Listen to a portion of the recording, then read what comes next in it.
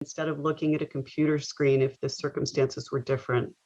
That humble structure tucked into an unremarkable intersection in the middle of the country was and is a truly remarkable place. And I believe that it softened the sharp edges of the trauma that my father experienced. It became a home for him and for our family. And particularly now, with our parents gone, when I think of home, it's not just Lawrence, Kansas. I'm from the LJCC.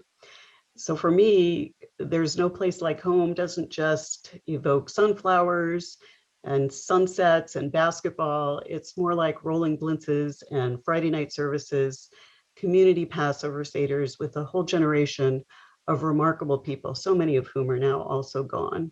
So I'm so very grateful that the memory of our parents is kept alive and that we will always have a place to call home. And while I'm sorry that we can't be together physically, I so appreciate that we're able to broaden the reach of this lecture series to all of you, extended family, friends, and colleagues in our wider virtual audience. So thank you for being here. And now I'd like to turn things over to Cheryl Lester, who will introduce our speaker.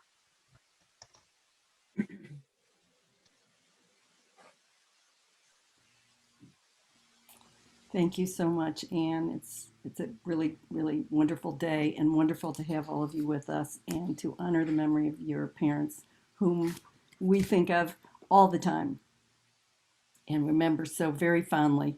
This year's lecture will be delivered by Dr. Eric Felsen, a psychotherapist and researcher who specializes in Holocaust studies and the multi-generational transmission of trauma. She's a member of the Trauma Research Group of Yale University, the American Academy of Experts in Traumatic Stress, and a board member of the Maimonides Institute for Medicine, Ethics, and the Holocaust. She's also the chair of the Older Adults and Caretakers Group in the COVID-19 Task Force of the American Psychological Association.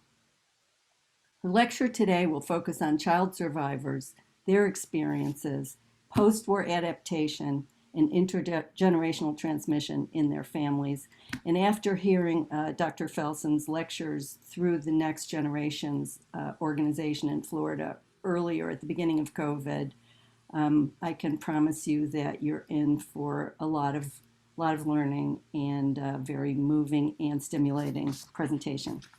Thanks so much for being with us, Dr. Felsen. Thank you very much. Thank you very much, Cheryl and the Lindenbaum family for this opportunity to speak to all of you. It is truly, I think, for all of us who have raised children, an unthinkable thing to think about those children and what they've been through and the incredible lives that they built despite such a terrible start. So I'm very honored to be here with you today, and I hope that we'll manage to get through most of the stuff that I was hoping to get to.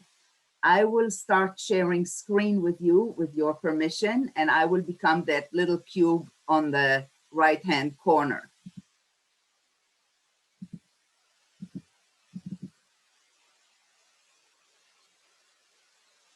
Let's see, just one second.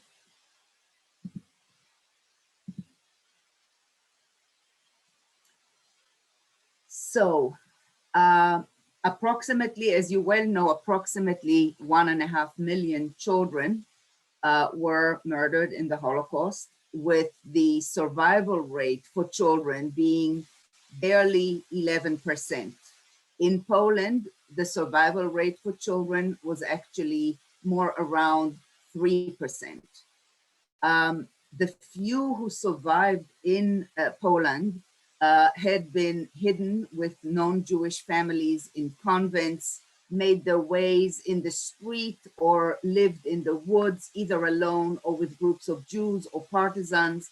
They were hidden in the most unbelievable conditions, in holes in the grounds, in attics, behind the thin walls, behind the kitchen stove, all kinds of impossibly small and tight spaces, or they lived under Aryan identities. And this way or another, they were hunted in everywhere they were, and the locals denounced any of them when they just had the chance. And if they were discovered in hiding or discovered anywhere else as Jews, they were killed. And if they were hidden by Gentiles, the most likely outcome for those people was that they would be killed as well. That is the story of the children in Europe under the Nazis. I wanted to start by showing you 6 paintings by Paul Kor, who was a child survivor himself. He immigrated to Israel. He was a painter, a very successful painter. He painted some of the most famous posters of the Israeli government, of El Al, of Israel's most successful industries, and some of Israel's paper money bills.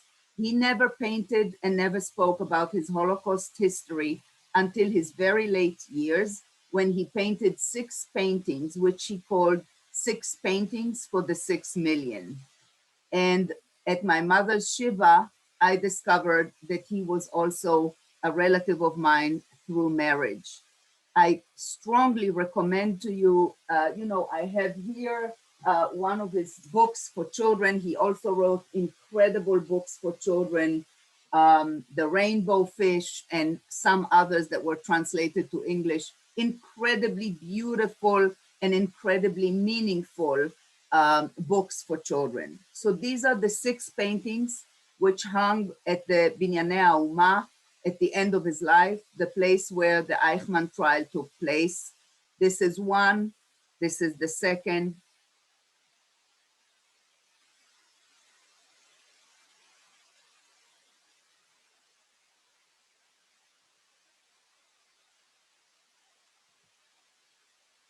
So I will start by saying that there was very little attention to the mental health of survivors in general in the early years after the Holocaust, and no attention almost at all to the mental health of children. Chaim Dasberg, who is himself a child survivor from the Netherlands and a psychiatrist in Israel and the father of a very good childhood friend of mine, stated in the early years after the Holocaust, there was a lack of professional help to an extent unimaginable today. There was really nothing, essentially. And there are also no systematic empirical data about the way that the survivors or the child survivors dealt with their experience in the early years.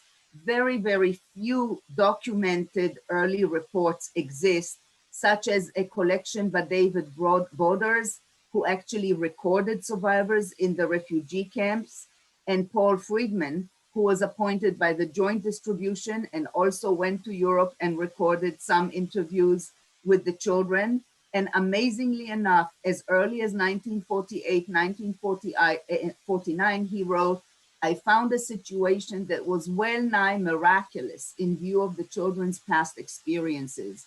Here were no monsters, no savages, no psychotics."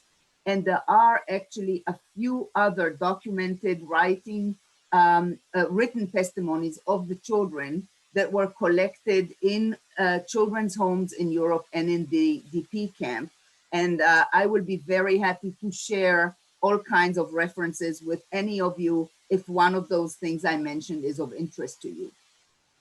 So this is really quite remarkable, the state of affairs after the Holocaust in the early years with regards to the children, because modern recent studies of trauma-exposed populations and refugees from war zones and from conflict zones show us without a doubt that the role of the social support after the trauma is as important in the recovery of the refugees as the extent of the trauma that they were exposed to. So many times it has as much of an impact. The level of social support that exists or doesn't exist has as much of an impact on the possibility of people to heal or not to heal, to actually develop psychological disorders when there isn't enough social support. And yet the child survivors, even those that had no families, did not really become a population that clearly created such problems that required intervention, and they went quietly without. Dasberg, again, the father of my good friend, and Elie Wiesel and Aaron Appelfeld, all of them child survivors, describe the attitudes, the social attitudes that created another trauma of re-entry for the survivors in general and especially for the children.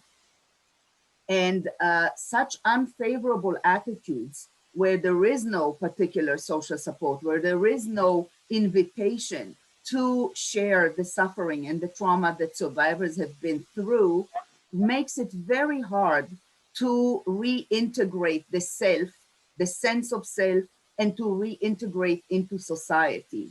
And it was, of course, even much more deleterious for the self-integration of young individuals who really have not yet consolidated a sense of themselves before the war and were in that very fragile age, those very fragile childhood or adolescent years when the war took place.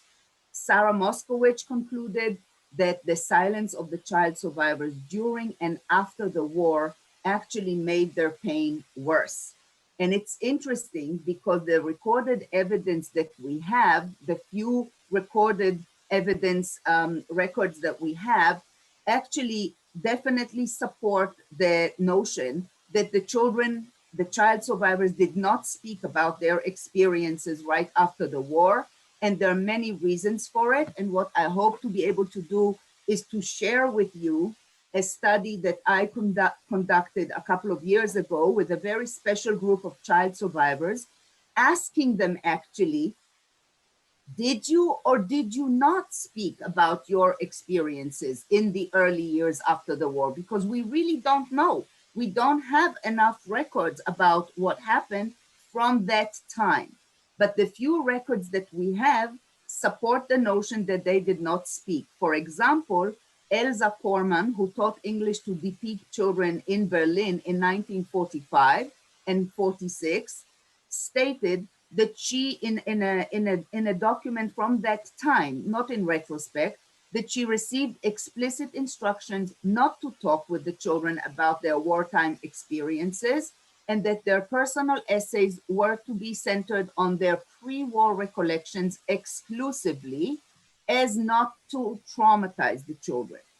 Someone else in his record, Kaplan from 47, reported that some teachers in the DP camps, because he was going from DP camp to DP camp, interviewing children actually. He was one of the people who thought it was very important to interview them right away.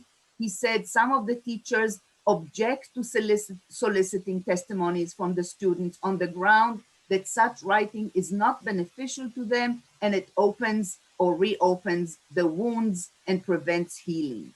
So actually, what we see in 83, in 93, from the studies of Sarah Moskowitz and other people who talked to the child survivors at that time, the conclusion was indeed that Kaplan was right and that not talking was not actually helpful to the children.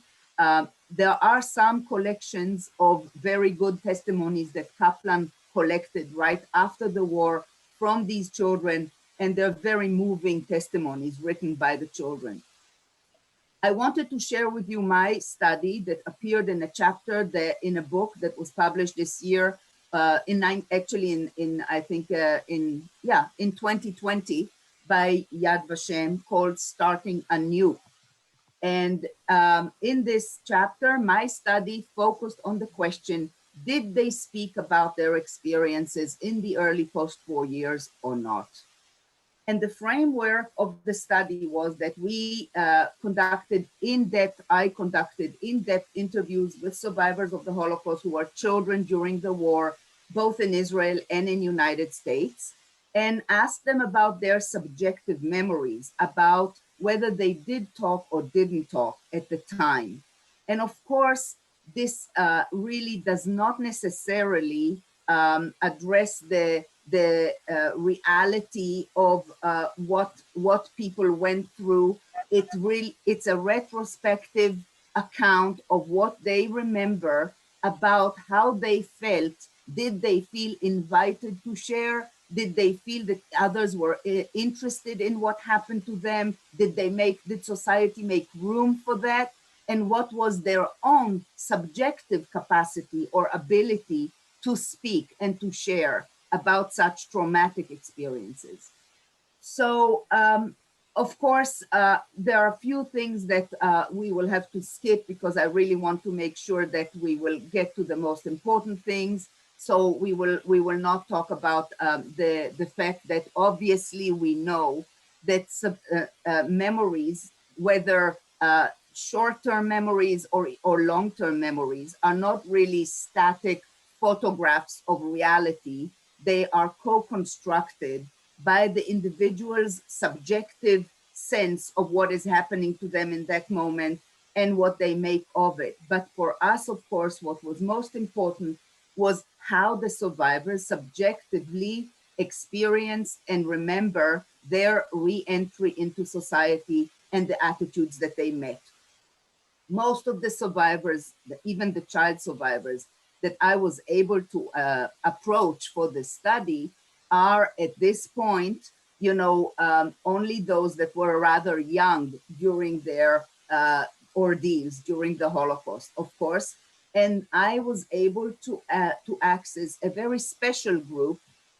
Many of them were survivors who are still part of the Speakers Bureau of the Museum of Jewish Heritage, and others are themselves psychoanalysts and psychologists and other professionals. This is a uniquely resilient group of adults, both physically and mentally, who are still able to be with us and to be as well as those people were and able to participate. So they don't represent the entire group of child survivors. They are a uniquely resilient group. And what were the main issues that came out of the interviews? Why they all said that they did not speak. All of them said that they did not speak after the war in the immediate years. And the main reasons that they gave for it were that they were specifically instructed by teachers and by others not to talk about it. One lovely survivor, Ruth Gruber, who is somebody who speaks for the museum often, said that she was picked up from the boat by her uncle by marriage. And the uncle said, "Do not tell your aunt what you saw." And she said, "You don't think that my aunt would like to know what happened to her family?" And he said, "I forbid you to talk to her about what you saw." Other people told me specifically about school principals, school teachers, and many other people specifically telling them, "Do not talk about your experiences. It is too much for our children to hear about." Parents did not speak about the ordeals. If parents survived, they did not speak about it with their surviving children. And I will say a lot more about that in a minute.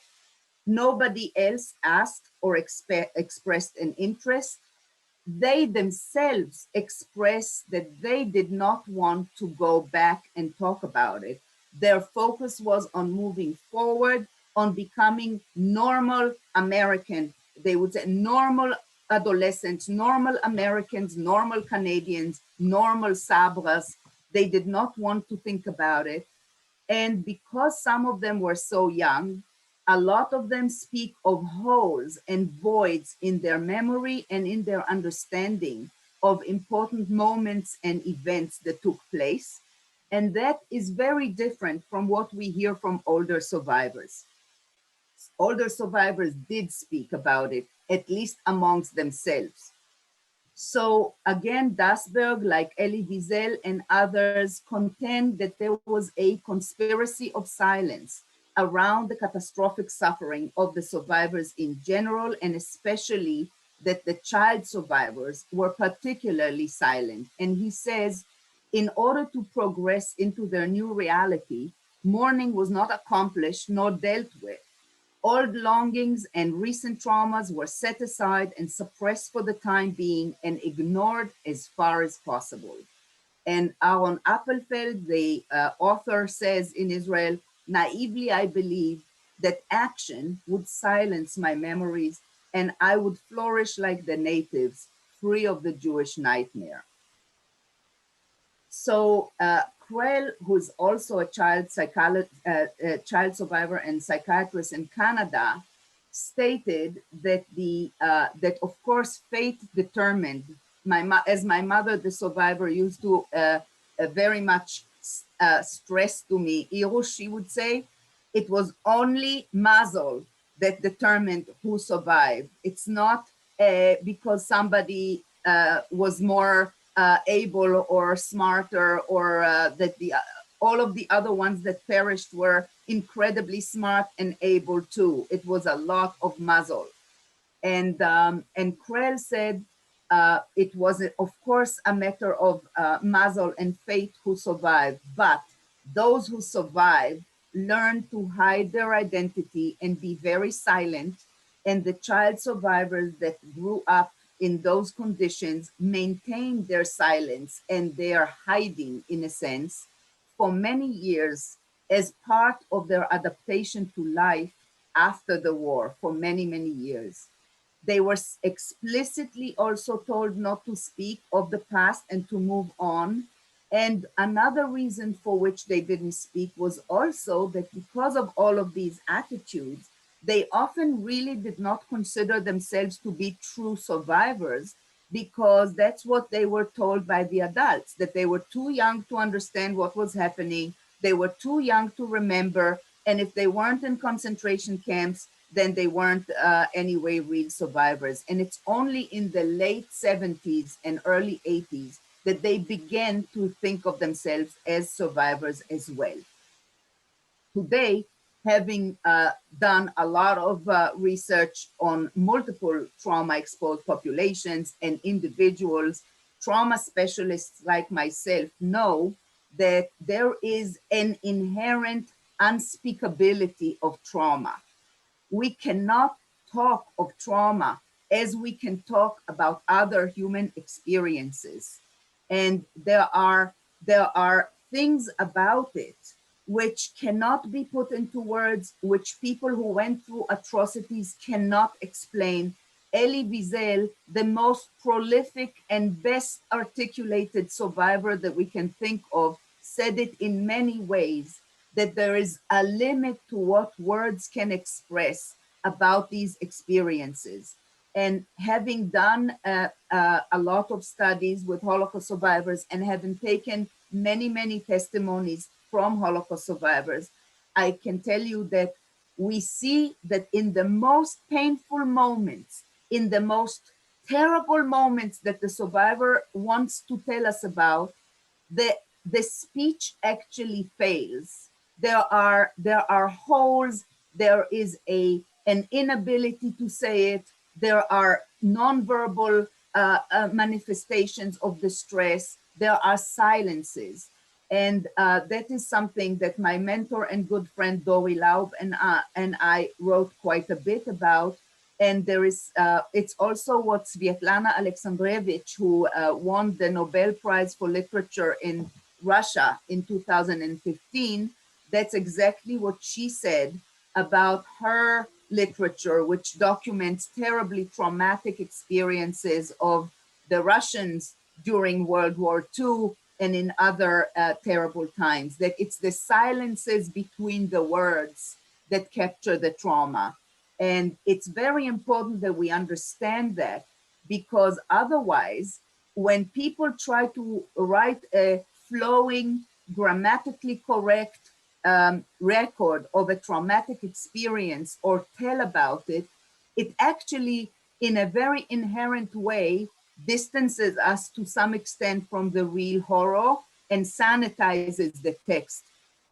And that's important to understand, because there's only a certain level that one can communicate the trauma.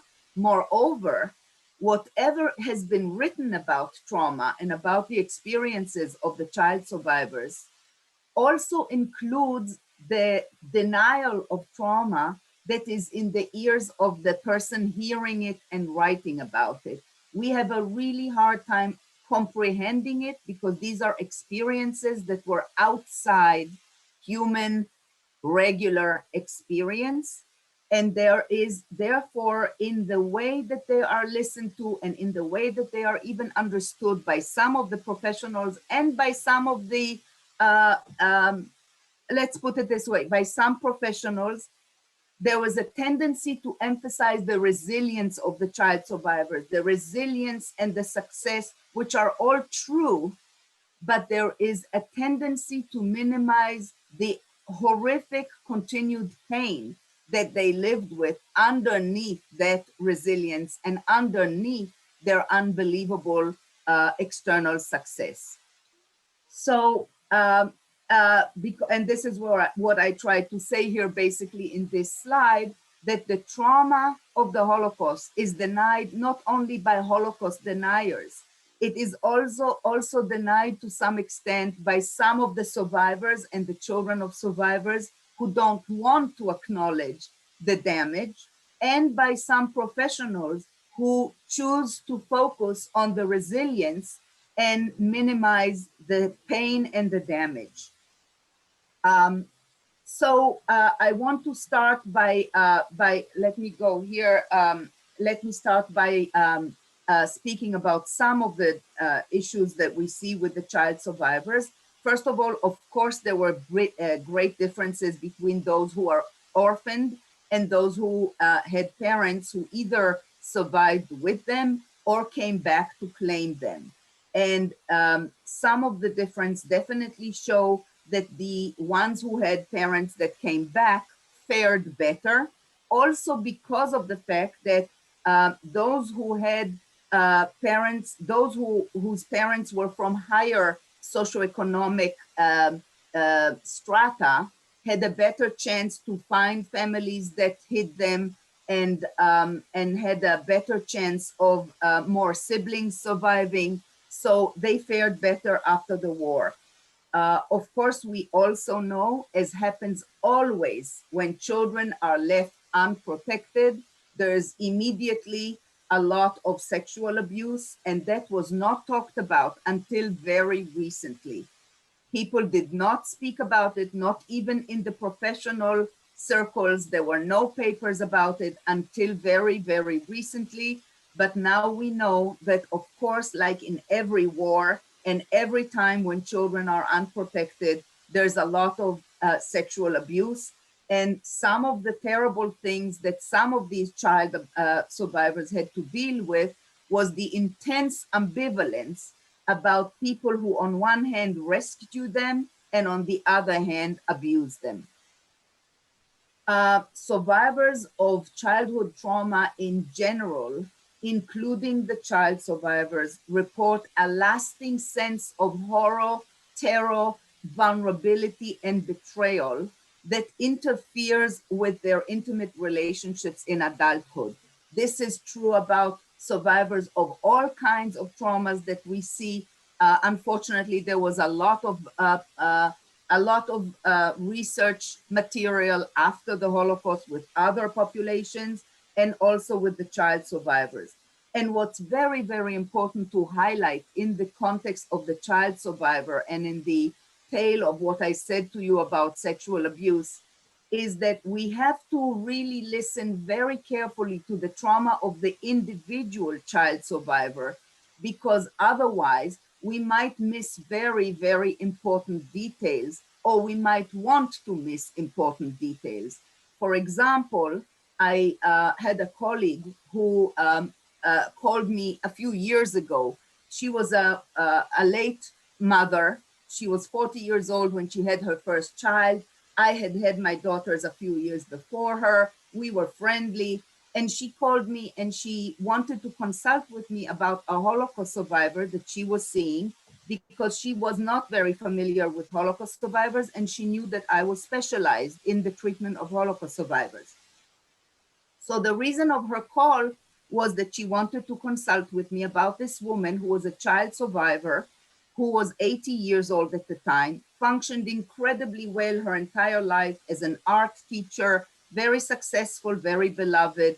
And in the last month, she got very depressed, so depressed that she couldn't get out of bed. She refused to take a shower and nobody knew what to do about her. And my colleague said to me, in the beginning of the conversation, my colleague was very preoccupied with some thoughts about the fact that she herself at that point was going back to work. And she was asking me and sharing with me her anxiety about leaving her baby with the caretaker and going back part-time to work, and how was it for me, and if I think it's okay. And she was very full of anxiety about it. Then we went talking about the survivor that she wanted to consult with me about. And I said, what do you know about her Holocaust past? And she said, oh, she doesn't think that it's related at all. And anyway, her father, she was 3 years old when she was put at this Polish peasant who kept her. And her father came back 3 years later, and he was very sick and emaciated when he came back to take her. And all she remembers was that the peasant fought with her father to pay him for the fact that she had been kept by him all these years. But her father came back. And for my colleague, the fact that the father came back was such an unbelievably fortunate thing that obviously means that it's nicht gefährlich, And I said, but her mother did not come back. Her mother did not come back. And think about it. You just talked to me for a half an hour about how anxious you are about going back to work and leaving your daughter 4 hours a day with the caretaker. Think about what this woman went through. And the fact that she says that her anxiety and her depression at this point have nothing to do with what she went through, that does not mean that it doesn't have anything to do with what she went through. And so we have to listen very carefully. The other example that I put here was of a woman, and I'm giving you examples of stories that people chose to write about or create a documentary about themselves. So it's not a private story. Fran made a documentary about the time that she spent in hiding with her parents. She was very lucky and she survived with both parents. One of the very, very lucky stories. And yet, when you actually pay attention to the details of the story, you hear that at some point she was crying for 3 whole days. And there was another family, a doctor, that was hiding with them. And they decided that everybody will be killed if she doesn't stop crying. So they gave her a pill that was supposed to kill her. But she didn't die. And when she woke up after having taken that pill, she wasn't crying anymore and things were okay. But you think to yourself, what does it mean for the parents and for her to know that the decision was made to kill her in order for everybody else to survive? And so we have to understand that the stories, even of the most lucky people who survived with parents, are sometimes very traumatic and very complicated. So those who hid with the parents, as I say here, there were a lot of things that were not talked after the war between them because of all kinds of difficult things, such as the issue with Fran and her parents. Why didn't they give her a sleeping pill is one question, right? But the question was never asked.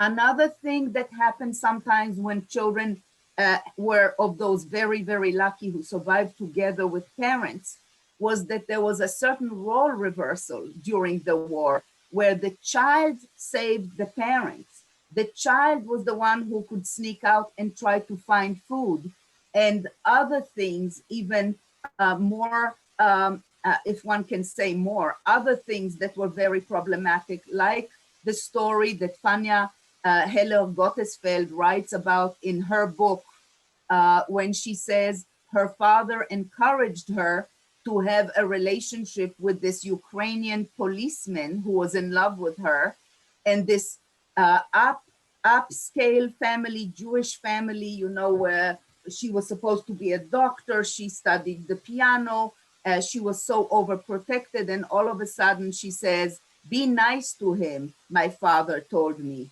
And although the father did not survive, her mother survived. And she never talked with her mother about it.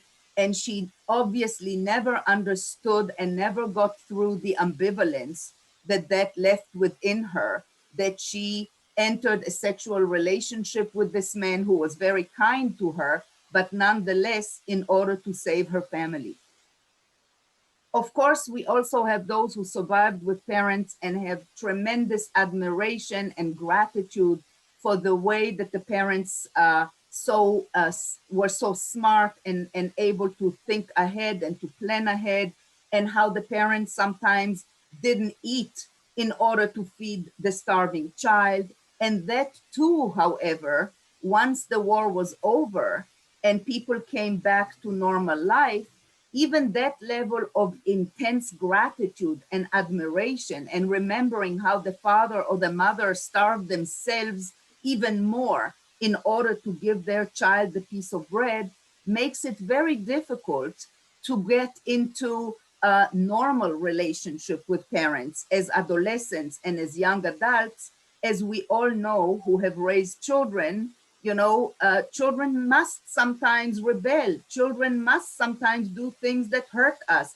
It was very difficult for the child survivors who lived through such ordeals with their parents to be normal adolescents and to cause their parents the normal heartache that raising children involves sometimes. So I told you about that. And then, of course, there were child survivors whose parents came back claiming them from very loving foster families. And for these children, like Robert Krell, who talks about it and wrote about it in his book, his rescuers were very loving. And then these strange people come back to take them. He was 3 years old when he was put with this Christian family that he thought of as his family. And these strangers come and take him away from it. My mother's friend Ella told me that she had to kidnap her daughter from the monastery where she was hidden, because the child didn't want to come with her, didn't recognize her, didn't know who this strange woman is who wants to take her. So for these children who have already gone through such traumatic separation from their parents initially, there was yet another traumatic separation. And then, of course, for many children, there were additional separations from very kind people who took care of them in the children's homes in Europe, in the DP camps, until connections were established with family relatives. And most tragically, for some children who are fostered by relatives in the United States or in Canada, I hear quite a few stories that once the child came to live with these relatives, they were treated quite unkindly, and sometimes they were rejected by the family after a certain while. So there was yet another rejection, yet another separation. So these children went through tremendously difficult experiences, not only during the war, but in their post-war years. And additionally, for many, many of the child survivors, even those whose parents came back to claim them, but certainly for those who are orphaned, they didn't know for a very long time if their parents were alive or not, those of them who remembered their parents.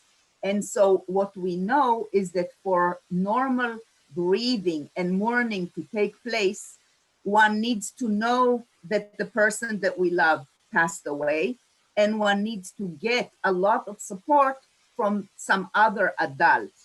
None of that was available for the adolescents or the young children who did remember that they have a parent or parents and didn't know for years whether these parents are alive or not. And therefore, what we see in the child survivors is a lifelong kind of inhibited mourning, which does not allow itself to resolve and it's just there, just like it was during the war. And I recommend very much for those of you who want to see the documentary by Marian Marzinski, who is a Jewish film producer, very successful, who created also in his late years a documentary about his own survival called Never Forget to Lie, because that's the last thing that his mother told him. Your name is Marian Marzinski, which was not his real name,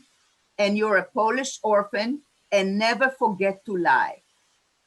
And also Gabor Mate, who's a psychiatrist who also speaks a lot and wrote a lot about his experiences as a baby survivor. So many of these child survivors with inhibited mourning show this kind of stony stoicism when they talk about their experiences, or you see in some of them a very acute, raw, unprocessed mourning that continued, as I mentioned here, with this example, Anita, who just passed away at age 96 a few months ago. Her entire life, in a very raw way, she would talk about it as if it just happened.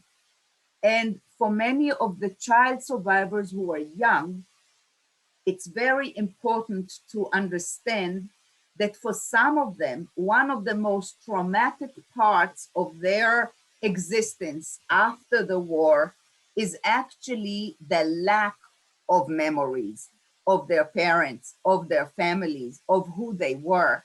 Some of them don't even know their real name. And that absence of memories is not just a neutral absence or an absence that you don't notice because it's not there, so you don't know it's not there.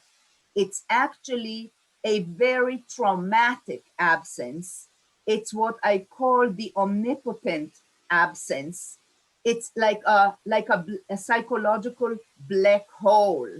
You feel the absence. You feel all the time that there is something there that is not, that was supposed to be there, that is not there. Parents who are not there, a sense of identity that you know nothing about. And it's a very, very painful absence. And again, I recommend a documentary called Here I Learned to Love.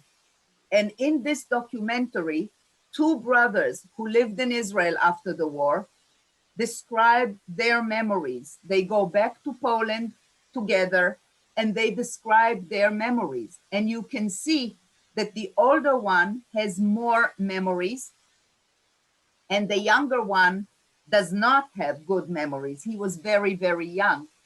And at the same time, you can also see that the emotional rawness is much more obvious on the younger one without the memories than with the older one who has some memories of their parents, of what happened, of some kind of a meaning that he understands what happened in those particular situations that he describes. So some of the lifelong-term emergent themes that came out of my study with the child survivors was many of them, even though what we really focused on was whether they spoke about their experiences in the early years or not, obviously many of them shared with me also other parts of their story, and it was very important to them to do so. And so what came through was a sense of vulnerability to abandonment and separation anxiety that stayed with them their whole life. Sometimes they don't even have memories of the separations that happened when they were kids, and yet they describe an inexplicable anxiety, intense anxiety, when their children, when they can't reach their children by phone, when they can't reach someone else by phone, when they haven't seen, before the pandemic, some of them would tell me that it's so hard for them to be alone at home. now that they're older and widowed, you know, the sense of aloneness was very, very difficult for many of them throughout life, whether they remember or not the separations of their childhood. A lot of them show, and some of them recognize, that throughout their lives, they had difficulties regulating their emotions, that they would get triggered too easily, too harshly, that they would explode too much, or cry too fast, or get depressed too fast, and that had a very difficult sometimes impact on the family relationships, on their children, on their spouse. And of course, for themselves, it was not easy to live with such, volatile emotional equilibrium.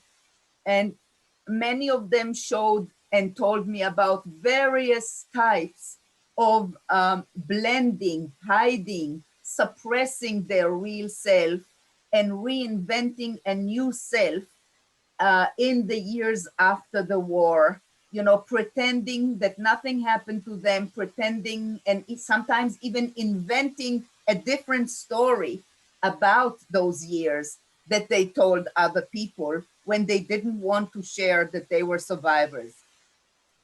Many of them have a sense throughout life of being different from others because of what they went through, because of what they suffered, because of the atrocities that they suffered, and also because of the desperate acts that they saw other victims commit. So a sense of knowing what human beings are in a way that other people don't know.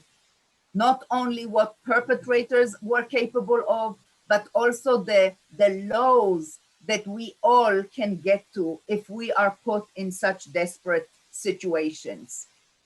And many of them, even those that had parents who survived, described a feeling of having lost the adults of their world very early because of the role reversal with their parents, because of all kinds of things that I mentioned before, and that of course we can talk a little bit more about.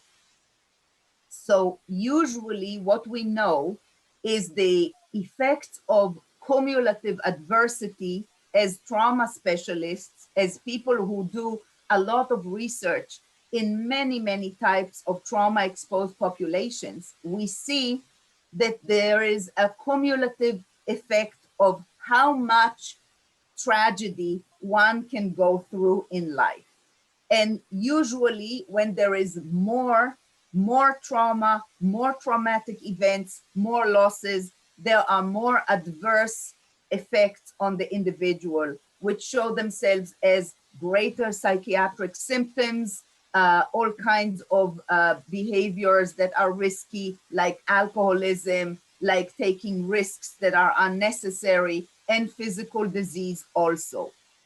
And the World Health Organization did an enormous study in 20 countries of different trauma exposed populations and came up with the conclusion that if an individual lives through more than 4 events that fulfill the criteria for trauma as we define it, there is a much greater risk for much greater impairment and dysfunctionality in the lives of these people.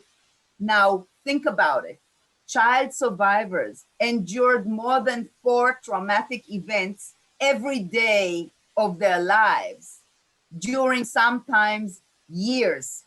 So it is truly a miracle and an unbelievable testament to something, to the resilience of these children, and to some protective factors that existed in their very early relationships with their parents, that they managed to not show as a group. Not only did they not show great dysfunctionality and impairment, they actually are an unusually successful group of adults.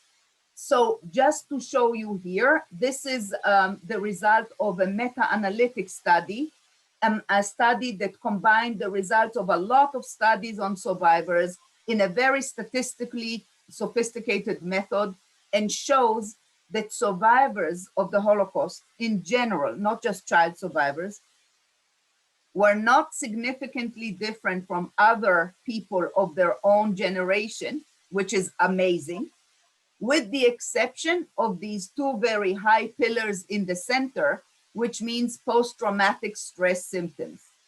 So even community dwelling survivors who never had contact with any mental health person or agency had very high levels of post-traumatic symptoms throughout their lives.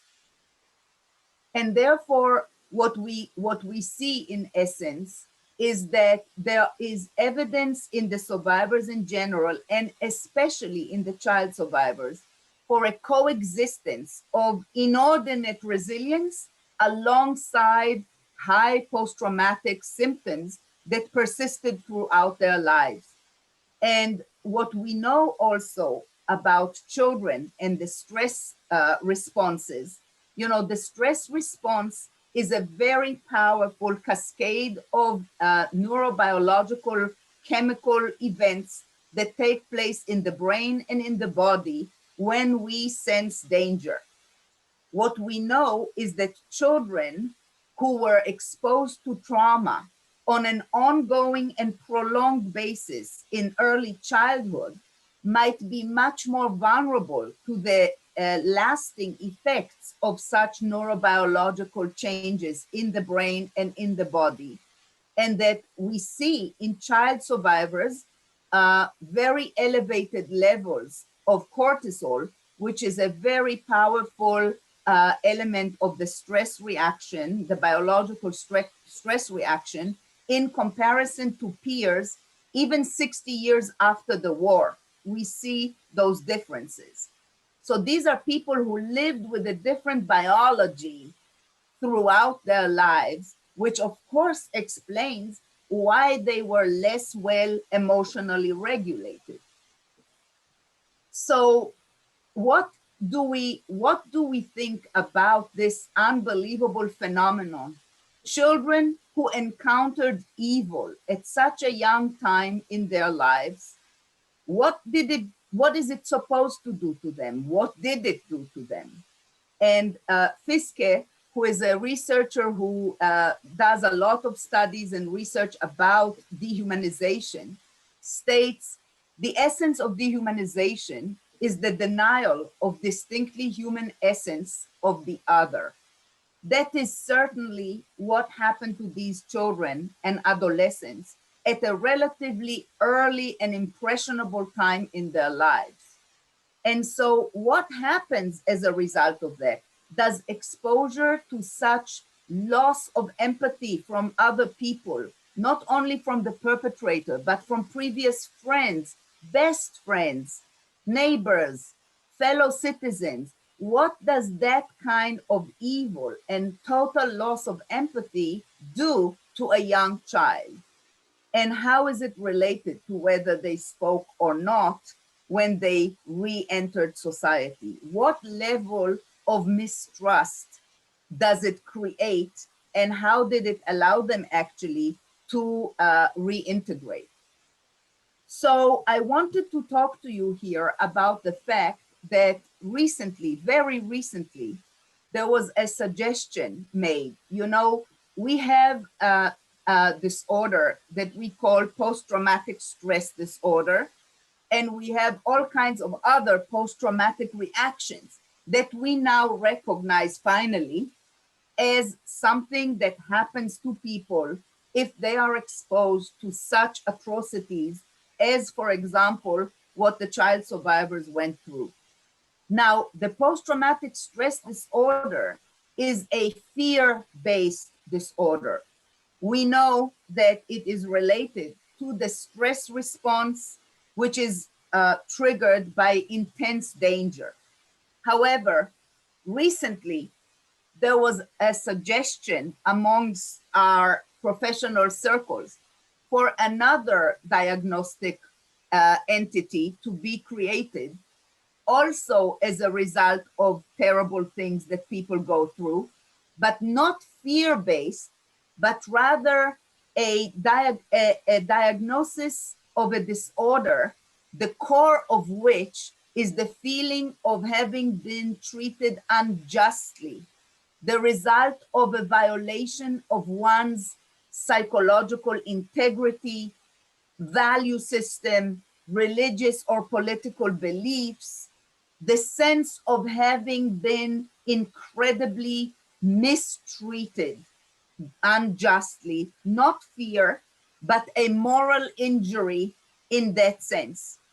And that disorder, which is not fear-based, it's based on that shattering of one's belief in others because of that, and one's belief in the justness of others, in the fairness and in the justness of the other with a big O.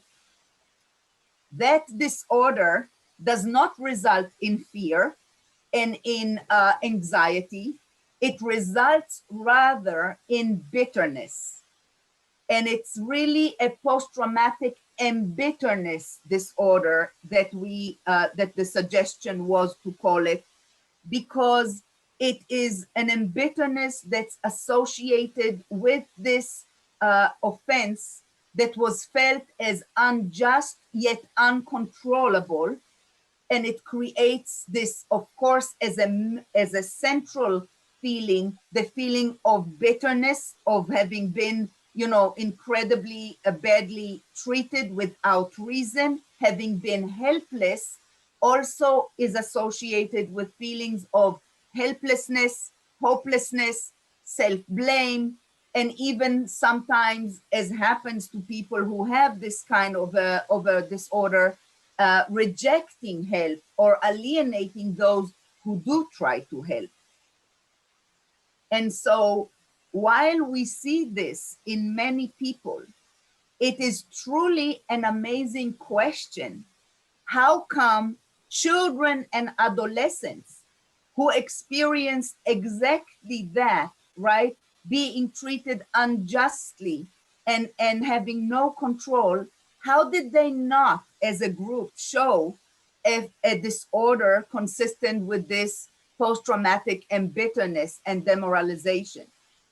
And one of the things that Kaplan that I told you about, who went from DP camp to DP camp and tried to collect the testimonies of the children, what he said at the time was that the Zionist education that these children got in the DP camps and in the children homes in Europe immediately after the war was very helpful in helping them sort of reorient themselves towards a future.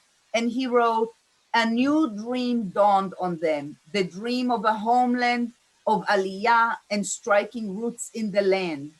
The lack of hatred or passion for revenge in the testimonies of the children was explained by him and by Tenenbaum, also another person who collected these testimonies, by the channeling of the children's energy into one redemptive channel, the dreams of building and creativity."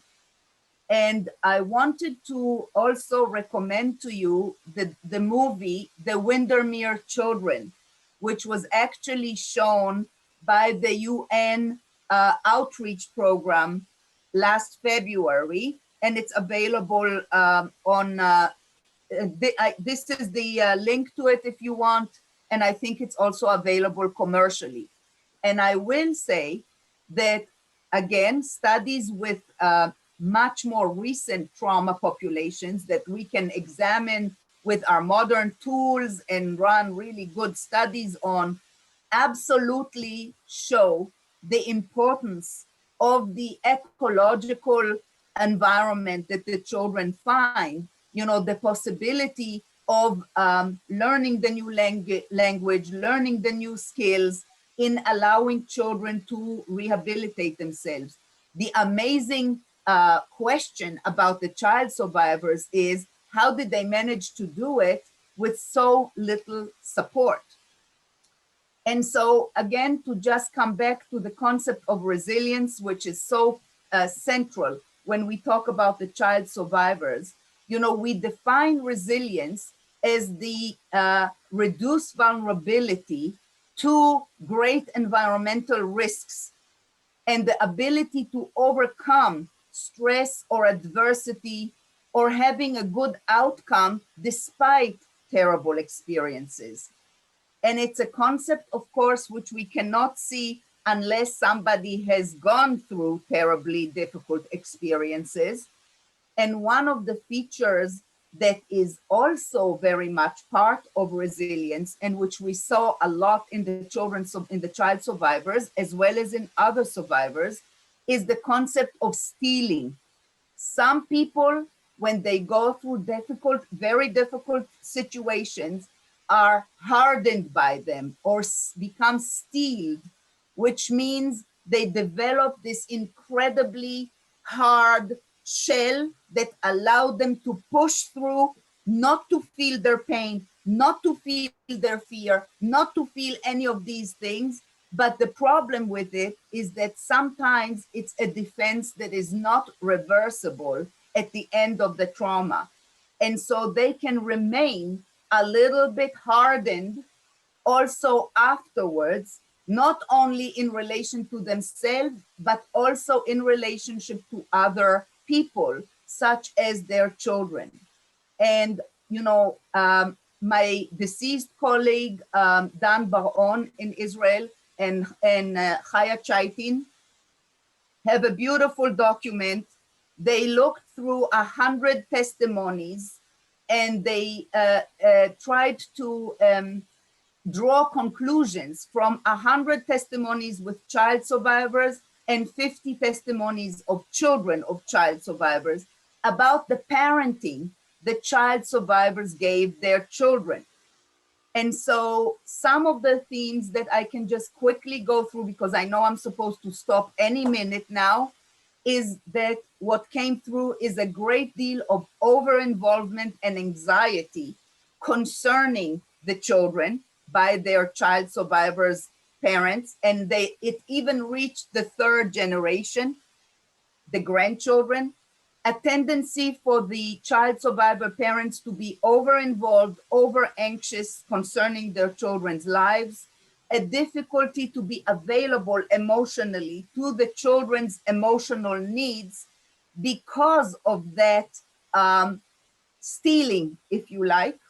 And in some testimonies, there are actually records by the child survivors themselves, as well as by their children, of instances of real, even cruelty in the relationship, in the family. And it's a very painful aspect for both generations, for the child survivors as they grow older and look back, and for their children. There were also certain patterns of communication that moved from the first generation to the second, and a certain transmission of aggression or distrust of the external environment. And all of that alongside pro-social and altruistic involvement in the society around them. There is only one thing that I would like to say before I have to stop, even though I haven't gotten to everything I wanted to share with you, but that is that even though child survivors lived often incredibly successful and even emotionally well-regulated lives, some of them actually did, many times the symptoms resurfaced as they entered old age. Because like all survivors of trauma, when we stop being as busy, when we lose certain social roles and things that have kept us from thinking about terrible things, and also because it's a natural part of aging that we look back and that things sort of come back to us. If what comes back is tremendously traumatic experiences, it's no wonder that many child survivors like the 80-year-old survivor that my colleague called me to consult about, all of a sudden she became depressed. And so it's incredibly important at this point, when we have only a few more years to have the benefit of child survivors amongst us. It's incredibly important to have the financial resources and to train the people who are family relatives, caregivers, and professional caregivers to train them about the lives of the child survivors and the special sensitivities and the special needs that these amazing people have at the end of their lives amongst us, so that we can actually provide them with the most empathic experience as they leave. And I will just finish with a quote from Paul Valent, who is a child survivor and psychiatrist in Australia, who said, "The relationship between survivors' inner subjective pain and outward high functioning remains one of the most ambiguous themes of discussion in the literature." Thank you so much. Thank you so much, Dr. Felsen. I think in the remaining time that we might begin by giving the members of the Lindenbaum family an opportunity to ask you some questions before we open it up to the rest of the people who are present. And may I ask those of you besides the family, or perhaps in addition to the family, to just raise your hand using the reaction button at the bottom of your screen, and where you have an opportunity to raise your hand, and then we'll call on you in order, because we can't see all the screens of the number of people present. So let me begin by inviting Anne and Beth and Jeff and Manny and Karen and others present that I don't know to ask their questions. And you'll have to unmute yourself and then mute yourself again.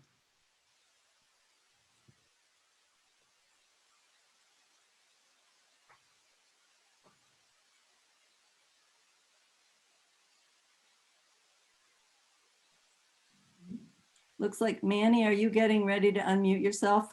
Looks like it. Let's see if I can help. I'm unmuted. Okay.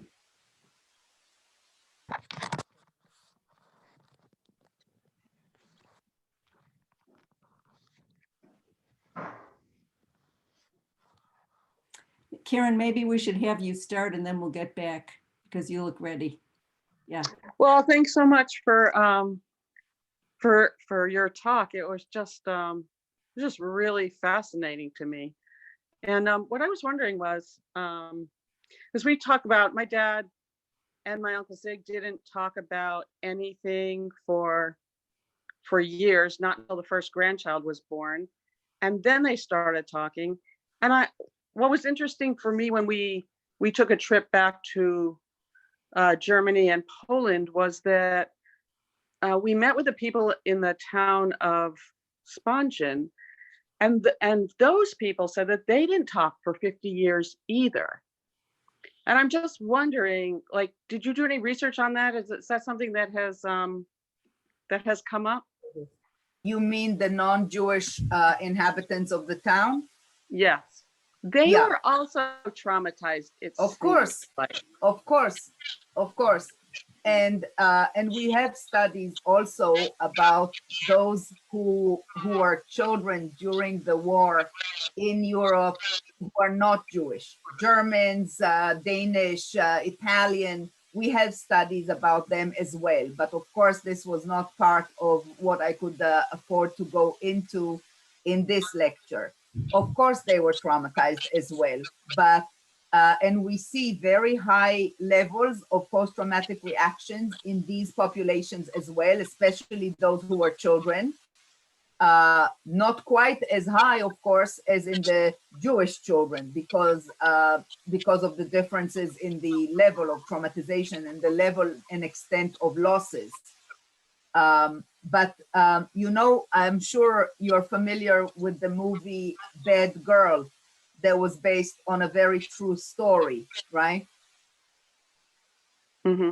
About this girl who starts in researching the history of what happened in her own village during the war, and how nobody wants to talk about it, and how difficult it becomes for her.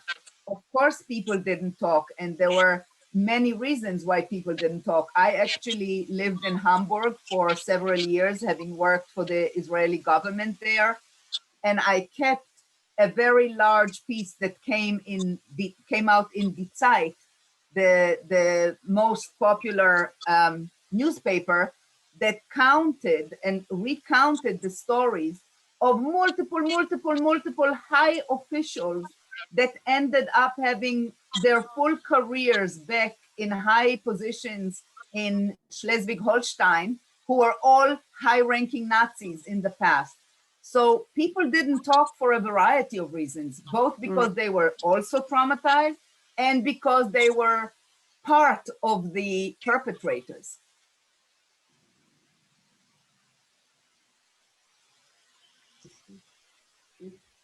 Thank you very much. Beth or Anne or Manny, yes, go ahead.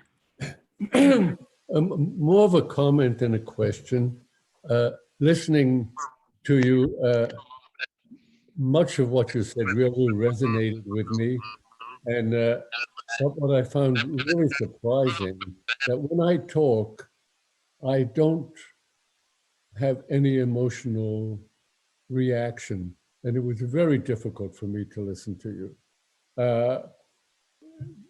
Somehow the other, maybe because you were so good, but somehow or the other, I was able to relate to so much of what you said in myself and my brother, in friends. I found it a little perplexing that I never have an emotional reaction when I speak, and I speak quite often. Thank you so much. You are Mr. Lindenbaum, right? Yes, right. Yes. Right. Thank you very much, Mr. Lindenbaum. I'm extremely honored by your presence, and I really want to express to you my deep and genuine admiration for you and for your generation. I cannot imagine, Mr. Lindenbaum, as a parent, I cannot imagine what you went through. I cannot imagine a child being left in that situation, managing such a situation and building the life that you did and building yourself to be a functional, decent human being, not to mention more than that. So I'm very honored, and thank you. You know, Mr. Lindenbaum, even though so few of you survived, it is still a very, very large and varied group. You had different backgrounds, you had different parents, you had different experiences during the war, after the war, and you have different biologies. We know that even infants are born with different temperaments. It's not possible to say something that will be true for all of you. I am just pointing out some themes that come out of a lot of different studies that show that some large group of you had such issues and another large group had such issues. It doesn't mean that all of you had all of it. I'm sure, and I know personally from all of my contacts with child survivors, how different you all are and how unique each story and each individual is. This is actually what is so important for me to emphasize.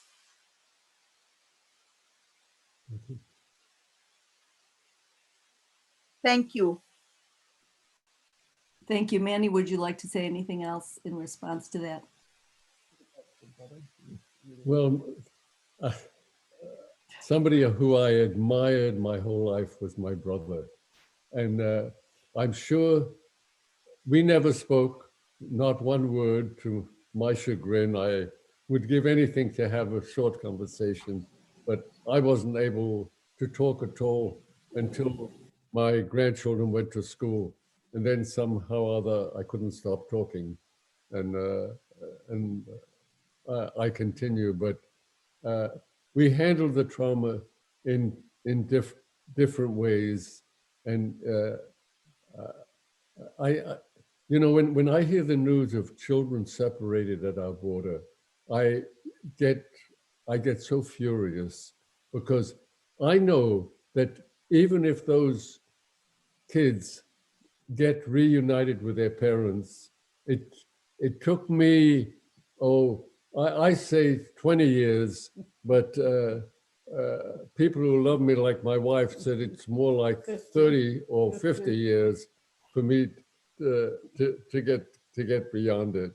Yeah, But as I it happened, agree with you. It's unbelievable that this was in any way allowed to happen. It's inconceivable. But you know, Mr. Lindenbaum, in the movie, in the documentary that I mentioned, which is very moving, called Here I Learned to Love, with the two brothers that as older men go back to Poland, the older brother says to the younger one, we never talked about it. He says, you never wanted to talk about it. And I respected it, he says to him. I'm the one who writes it for the family to have, and you always wanted to run away from it, he says to him. Every child dealt with it differently. oh yeah, we dealt with it entirely differently, but we both carried the trauma. And but I do have to say, I have that my brother has such a fabulous family. To me, it's beyond belief, and Yeah, and I yeah. am proud of the family that I have also. Yeah, yeah. And I think this is, you know, the proof is in the pudding, right? The fact that you were so resilient and that your parents somehow, you know, we know now from all kinds of studies again, that what makes one person more resilient and another one less resilient is based on a very complicated interaction of a million factors. Each factor has a little bit and together, but there is only one factor that has relatively a lot of weight in and of itself, and that is the strength of the attachment to the parents before the trauma in the early years, in the early years. That, when we do all of our statistical analysis, that factor has the most weight in and of itself. And, you know, the fact that you had it is proven by the resilience that you showed and by the resilience, the success, and the health of the children that you raised. Most of the survivors that I know, I think all of them, were so scared and protective of their family. And to me, my children had to be able to face anything. And I pushed them out, and I was not a good parent in that respect. They had to go out and face everything. And I was often felt really, I would send them out and I would double over in pain. But that's what I had to do, because I couldn't think that they would have to be ready for anything. Exactly. And so we see these two extremes. On one hand, overprotection, and on the other hand, that stealing and the need to steal the children and make sure that they will be able to handle anything that might happen to them. And in between these two ends, there was a lot of pain for both generations sometimes. I'm not sure which from which side the second gen suffered more. Yes, but you know what we also see is that there was a great tikkun that came to the survivors and to the second generation with the third generation, because the third generation established a much different relationship with their grandparents. They were protected from the more difficult aspects of growing up with survivor parents. They admire their grandparents. They have a very warm relationship with them. And the grandparents, like you, opened up and started sharing. So it allowed the third generation to understand them better and to admire them even more. And through this, the relationship between the survivors and their children, the second generation, also changed. Thank you so much. We have just a little bit of time, and I hope that the Lindenbaum children and or grandchildren might say a few words. Beth. I can jump in, sure. I didn't prepare to, but when I shared this event with friends and family, a cousin, one of our cousins from Israel, responded and said, just think, if things had been different, instead of being family around the world, we would be family all together. And over these few days leading up to this really marvelous and enlightening presentation, I've been thinking a lot about that and how grateful I am, and I think all of us are, for the family and for the extended family around the world that we have, that we wouldn't have but for the tragedy that our father and our uncle experienced. And it feels very strange to be grateful to be alive and to be who we are, in large part because this happened. And it's just a tension that I think we hold, and it's deep, and I think it gives us purpose in the action that we all, I think, work to do to continue to make the world better for children. So thanks for the opportunity to experience this. So I just want to say that this is a very common theme that we all almost experience. I don't remember how young I was when it first dawned on me that if it hadn't been for the Holocaust and for the fact that my parents lost their entire family and this and that and went through all of this terrible stuff, I wouldn't be alive. And how do you hold as a child that tension between, wow, I'm glad I'm alive, but at this kind of cost, what? That's part of the very profound substrate of our psychological life.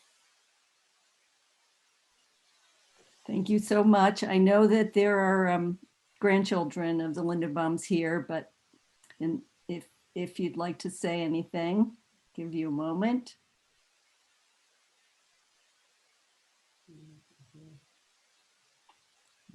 And seeing none, Lisa Lednesser has a question. And so Lisa, please unmute yourself and go ahead. Yes, hi, can everyone hear Welcome. me? Hi, okay, so my question is this, and I asked it in the chat. My mom was hidden during the Holocaust in Belgium. She lost both her parents. She had a relative claim her after the war, and then her mother's sister, who lived in California, came and got her and was very, very cruel to her growing up. So sort of restating the themes that everyone else has talked about.